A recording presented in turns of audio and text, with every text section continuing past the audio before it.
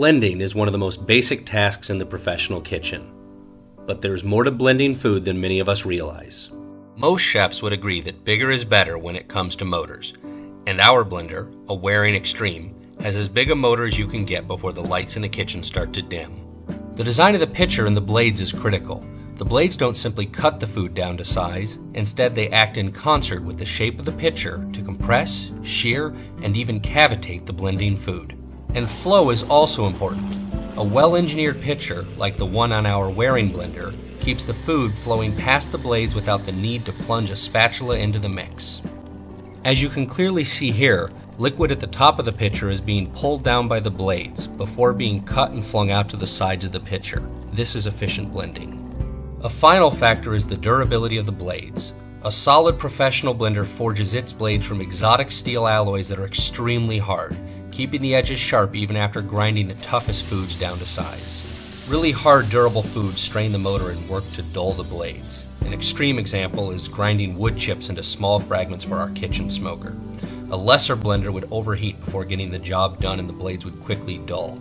But not everything in the kitchen needs such brute force. Sometimes it's better to use a bit of finesse and turn down the speed of the blade to do the best job, like for our olive puree.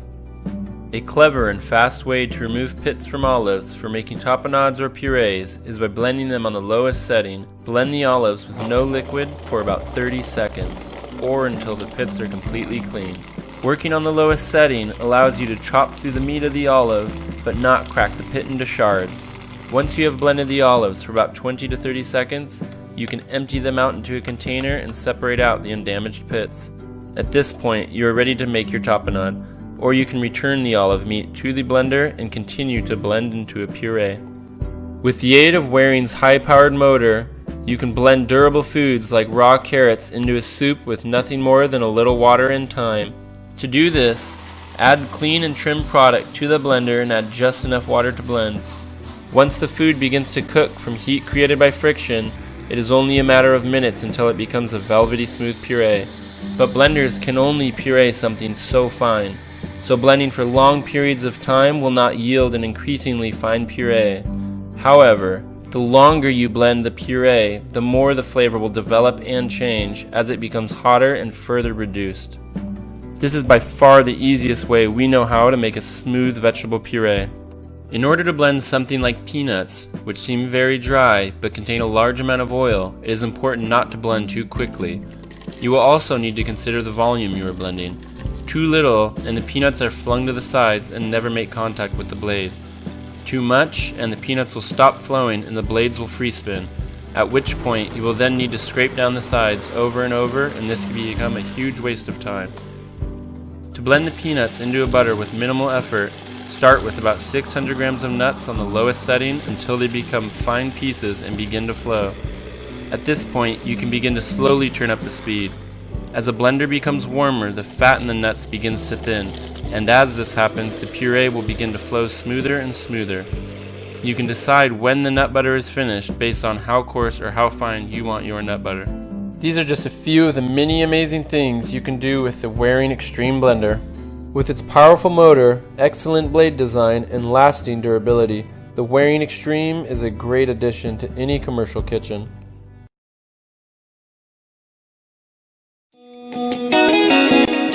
Most of us use a blender without giving thought to how they do the job of cutting food down to size. Like most people, you might assume that the fast-spinning blades cut the food directly, but blenders have a secret. Cutting is only important for the first stage of blending. Once the bits of food become small and begin to flow, unseen forces come into play.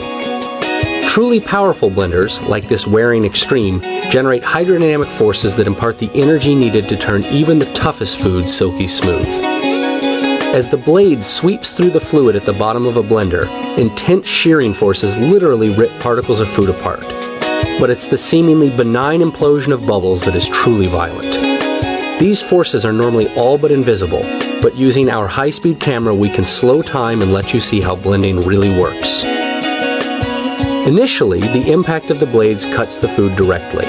This is important because for a blender to work, pieces of food must be small enough to start to flow under the stirring action of the blades. Does it flow? Is the answer to the question, will it blend?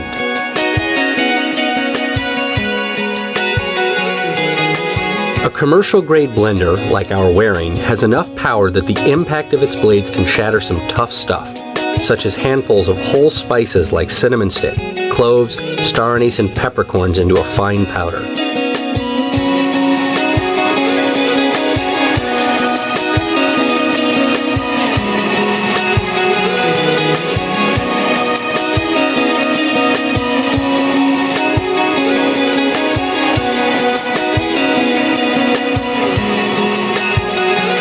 Even a fistful of golf balls can be quickly cut into bits, but at some point, the pieces don't become any smaller for two reasons. As they shrink in size, the chance that the blades will hit them decreases. They've simply become too small a target. The second reason is more fundamental. As the pieces become smaller, it takes exponentially more kinetic energy to break them smaller still. At some point, the blades simply cannot hit the food hard enough. In the next video, we'll explore the hidden forces that do the real work of blending food smooth.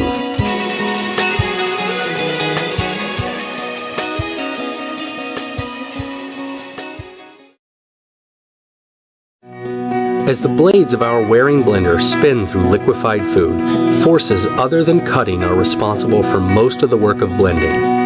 A powerful shearing force drives circulation by sucking liquid down from the top of the pitcher and then violently flinging it out to the sides.